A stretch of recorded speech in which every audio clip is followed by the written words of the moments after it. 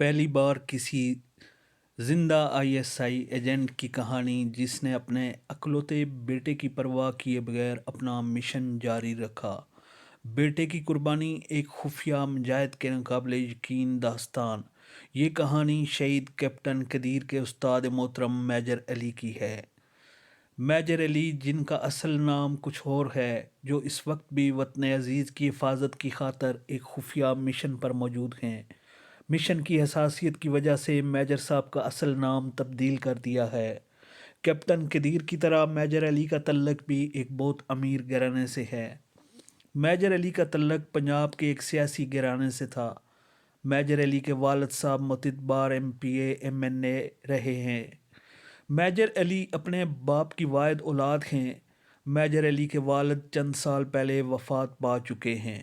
Major Ali के वालिद major साहब को सियासत में आने का कहते हैं और कहते हैं एमपीए वगैरह बनकर सियासत करो, आराम से खाओ पियो और मुल्क की खिदमत करो।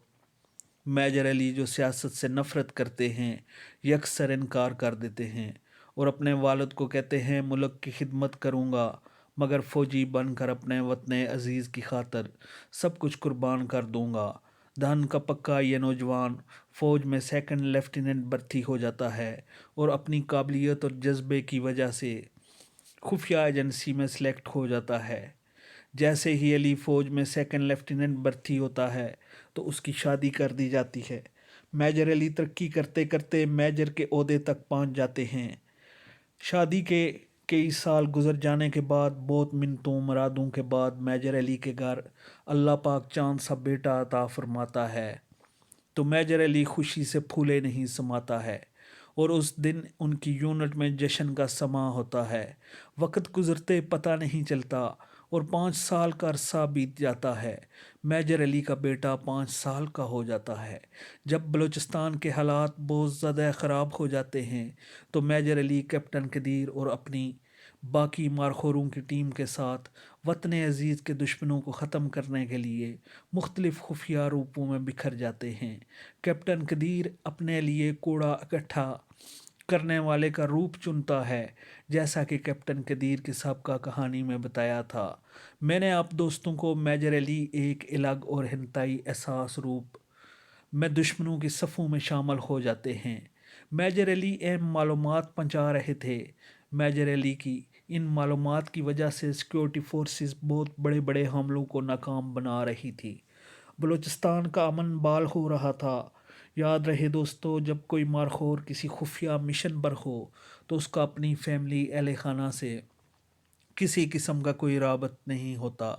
इस मिशन के दौरान मेजर अली का बेटा शदीद बीमार हो जाता है और उसे हस्पताल मुंतकिल कर दिया जाता है।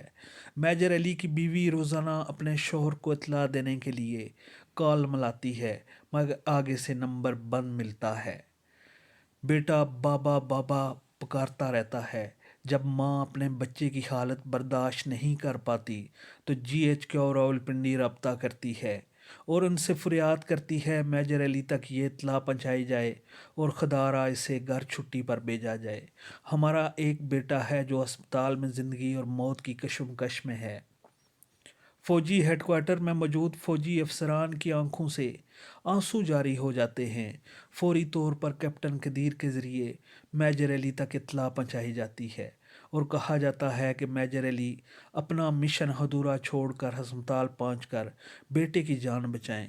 दूसरी तरफ अस्पताल में मासूम बच्चा बीमारी से तड़प रहा होता है और वो बच्चा खाने पीने से इनकार कर देता है। इस मासूम के होंठों पर बस एक लफ्ज़ होता है, मामा, मेरा बाबा, ला दो बाबा, बाबा ला दो। बस बेबस माँ मासूम बच्चे को गले लगाती रहती है, ज़ारो कतार रोते रोते झूठे दिलासे देती है, मगर बच्चा किसी दिलासे में नहीं आता है। बस एक ही लफ्ज़, बाबा बाबा ला दो। कैप्टन कदीर कोड़ा चुनते चुनते चुनने के बहाने दुश्मन के इस خفیہ ٹھکانے تک پہنچ جاتا ہے جدھر میجر علی موجود ہوتا ہے۔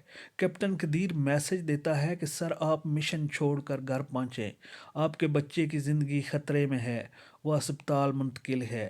میجر علی یہ خبر سن کر اندر سے تو تڑپ جاتا ہے، مگر اپنے اعصاب کو مضبوط کرتے ہوئے ایک تاریخی جملہ ادا کرتا ہے اور کہتا ہے، کیپٹن قدیر ہم نے وطن عزیز کی حفاظت کی قسم کھائی ہے، میں اپنے ایک بیٹے کی خاطر باقی ملک کے لاکھوں بیٹوں کو زندگیوں کو خطرے میں نہیں ڈال سکتا، جاؤ واپس، میں مشن ادھورا چھوڑ کر نہیں آؤں گا۔ یہ جملہ سن کر کیپٹن قدیر سکتے میں آ جاتا ہے کہ یہ وہی میجر ہے جس نے اولاد کے لیے پتہ نہیں کتنے پیروں فقیروں کی مزاروں پر جا کر دوائیں کروائی، اور 10 سال بعد ایک بیٹا پیدا ہوا، اور وہی بیٹا زندگی اور موت کی کشمکش میں ہے، مگر میجر علی نے گھر جانے سے انکار کر دیا۔ صرف پیارے پاکستان کی خاطر یہ انسان نہیں فرشتہ ہے یقیناً۔ کیپٹن قدیر واپس آ جاتا ہے، مگر ٹھیک 2 دن بعد کیپٹن قدیر کو اطلاع دی جاتی ہے کہ میجر صاحب کو کہو اس کا بیٹا اب اس دنیا میں نہیں رہا۔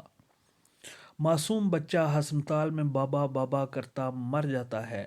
میجر صاحب تک جب یہ خبر پہنچتی ہے تو میجر صاحب کی آنکھوں سے آنسوں کے چند قطرے گرتے ہیں، اور میجر صاحب آسمان کی طرف منہ اٹھا کر دعا کرتے ہیں، اے اللہ گوارنا تیرے کلمے کے نام پر بنے اس مدینہ ثانی ملک کے لیے ہم قربانیاں پیش کر رہے ہیں، اللہ اس پاک وطن کو تا قیامت سلامت رکھنا، ہماری قربانیوں کو قبول کرنا۔ میں اب سوال کرتا ہوں ان لبرل سے، ان سیاستدانوں سے اور فوج پر تنقید کرنے والے ان تمام کتوں سے جو یہ کہتے ہیں فوجی تنخواہ کے لیے کام کرتے ہیں، اور بکواس کرنے والوں، کیا تم دے سکتے ہو اپنے واحد الاولاد کی قربانی؟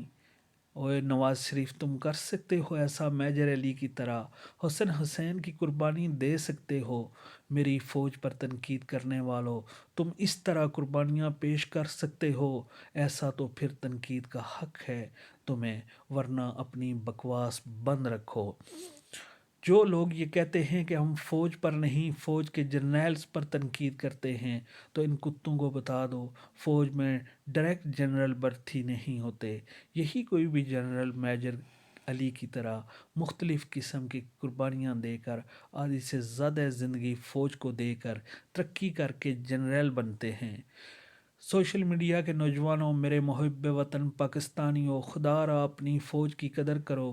یہ فوجی آپ کی خاطر اپنے بچوں کو گھر بار کو چھوڑ کر گھر سے بے گھر ہوتے ہیں، کس لیے؟ صرف اس لیے کہ پاکستان کی عوام اپنے اپنے گھروں میں امن و سکون سے رہے۔